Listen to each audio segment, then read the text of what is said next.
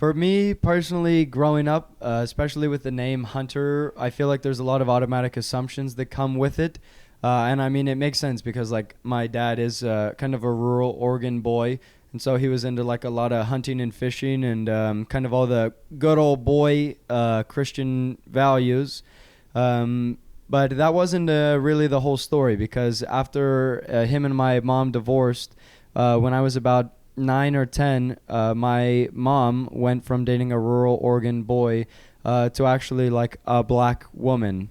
And so getting to experience that part kind of the society was very interesting to me because I had never really been around any of the culture in the same way. I grew up in like a predominantly Hispanic area, but there were just no real like African Americans that I had the ability to associate with. So obviously, like, I think my mom did it so I could get some cool points, pretty much off the bat.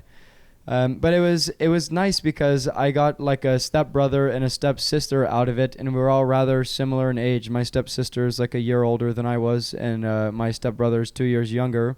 And growing up, getting just accustomed to all of the culture was so interesting because they put value. It's my family, but but there's so much value in things that I just hadn't appreciated prior, like the music, for example. Because now my favorite artist of all time is J. Cole because I love rap and I love the beat that comes with it.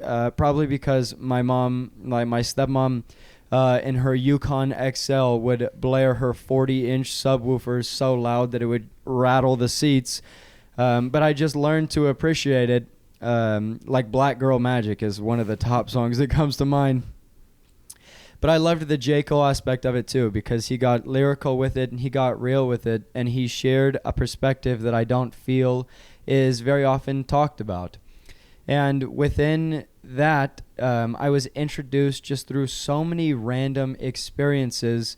Like I actually was introduced to J. Cole because my white mom, which is also strange because I didn't call anybody mom because I had two moms growing up. So I just always called them by their names, which as like a white kid talking to your mom looks very aggressive anywhere in public when you're just calling them straight out by their names.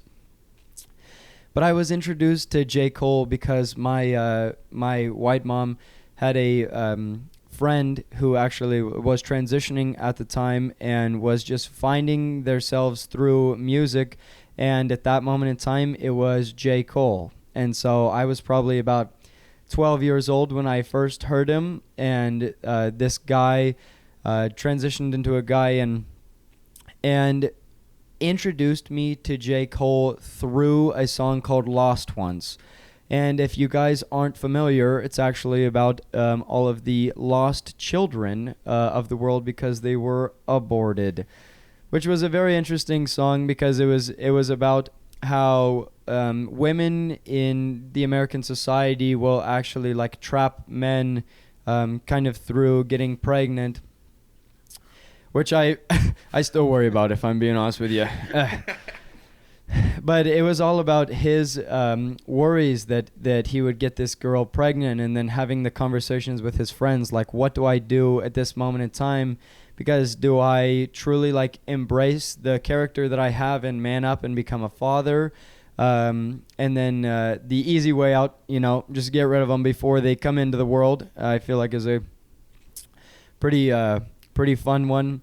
If you couldn't tell, I was raised in a little bit of a leftist house. I kind of think that comes with having two moms. You can't be real conservative when that's your everyday life. But with trying to appreciate the culture, I just loved all of the rap music. But because I was so like white, for lack of a better term, growing up, my black stepmom would very frequently have me sit down in the living room to follow along hip-hop dance videos to try to get me any bit of rhythm that was possible. And it did not work out because my best move in the clubs right now is the shopping cart. But it was so fun to just have her try to embrace me in that way. and show love through the music and through the dancing, because that was so cared for, and that was not all that we bonded over, but it was such a big part of our relationship. And so it was wonderful, and I remember just idolizing all of these black celebrities and rappers because it reminded me of my stepmom and the admiration and love for her, because at this time I wasn't really talking to my dad, and so the only positive male role model I had was actually like my butch black stepmom. But it was kind of fitting because she was like 6'1" and 350 pounds. So like in terms of males, she's more male than, most men, especially here in Austin, it seems like. But at that time, because I idolized her so much, what I would do is I would try to just appreciate anything that she would have. And we grew up like kind of poor, but because of how much I wanted to appreciate everything that we would do, my stepmom really kind of introduced me to the fact that we were poor, because I didn't know as a kid growing up. And one thing that a lot of poor cultures do, and I didn't realize that this was kind of like a heavily in the African American culture, is that you present yourself with a lot of well-off items. Like I had a pair of Jordans by the time that I was 15, but then I would also have like Ross clothing and like Goodwill clothes. But because it was so valued to look a certain way, there was always like a big component to try to have your best foot forward and to keep up appearances, to have Jordans on, even though you're going to have, underwear with with holes in them and like mismatched socks. But you have to show that best face because you want to appear rich because of how prevalent it is in the culture. And what that turned into for me is I loved the way that my stepmom would dress, because she would always just like look fly, and everything that we would bond over just kind of revolved around that too. So we had a lot of sports memories together where we'd watch like football on TV, and so she had a lot of like University of Oregon merchandise, because I grew up in the Oregon area. And as a 6'1", 350 pound gal, she was 2XL. Which I don't even think they made in like the 60s. I don't think that was even part of the American culture. But because she was, I wanted to show her like how fly I was for a white guy. And so I would actually go and wear her clothing, which like now I've put on a couple pounds, so it looks a little different. But at that time I was about 5'10" and 120 pounds. And so wearing 2XL clothes draped off of me, like truly, I used to wear these shorts, and I remember them so vividly. Just the green U of O shorts with the yellow stripe, and I would put both of my legs in one of the leg holes and then proceed to wrap the other short leg over my shoulder like a dress. But it's because the social norms weren't kind of pushed on us the same way, so there was no pressure to be straight. There was no pressure to be gay, which was real weird to come out as straight to my parents, because I liked candles. I don't know. I liked keeping my room clean, and I had the ability to like express emotions. So like so much of what I did revolved around this just wanting to be accepted. And because I love my stepmom so much, and my stepsister had the bright idea that her and I would create a TLC No Scrubs music video in my grandparents' living room, where I am, of course, wearing 2XL shorts, because that was the move at the time, with a homemade cutoff T-shirt, because I was getting creative as well. And the entire music video, it's me lip syncing about not wanting a broke man, while also, for some reason, holding a broom in front of me, pretending that I was a stripper. And I don't know if anybody else kind of had an older white grandparent who liked to encourage everything that you did, but I have never seen a more disgusted look on a woman's face than when I proceeded to tell these people that I didn't want any scrubs in my life. any people riding in the passenger side of their best friend's ride trying to holler at me. But just so many random things like that happened growing up, and I learned to love them because I didn't realize at the time that was kind of unique to my experience, because having a black stepmom was not something that everybody appreciated. But then there was also the white side of things. So I had the ability to be involved in both cultures. So I would go from singing Chicken Fried by the Zac Brown Band to Like It Wasn't Me by Shaggy, and knowing every word to both, which, I mean, it's nice to be able to connect in any room when you know when you know the words to both. But they definitely do not appreciate it the same way that I did.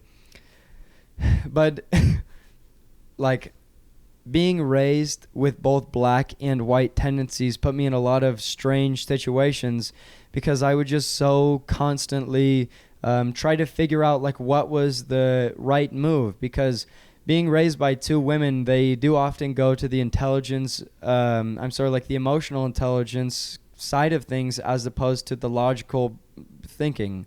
And so they would always tell me, like, listen, like, it's not everything is black and white. There is a gray area. And I think that I'm learning that I am that gray area. But coming from them, it also did not make sense. That not everything was black and white. But it was so strange to feel like I had all of this privilege in the way that, like, my complexion is, in the way that I had the ability to present myself, but then also having the knowledge of another culture, because it really turned itself as strange when I would get like pulled over for a few times, like speeding, because I was a young kid and that's what we all did at the time. I wasn't rich enough to have those 40-inch subs that my stepmom did, but my 22 sure did the trick at the time. But I'd be just bumping music and get pulled over, and then it's a very strange feeling when you are around like a white police officer as like a white presenting kid, but then you do all the black tendencies, because my stepmom would always warn us, like you have to keep your hands on the steering wheel, like you have to announce everything that you're doing. And the cop, like, the amount of confusion on their faces will never surprise me. Will never, like, it surprised me so much that I just don't even have the ability to really explain what happened, because I would get pulled over for doing 12 or 15 over the speed limit, because like I said, speeding was cool. I had a 4-cylinder and I pushed that thing to the max. But I would walk away every single interaction with a ticket because I had absolutely no swagger. I think that came from the white side. But I didn't have the ability to talk my way out of things at the time, especially with no confidence. But it was just a fun time all around as a child, because there were so many pieces of all cultures that I didn't understand that I'd have the ability to appreciate later in life as I was going through them. And so I don't know if anybody else here has been 12 years old and one of the only 2 white people at the cookout, but it is the best experience that you will ever have.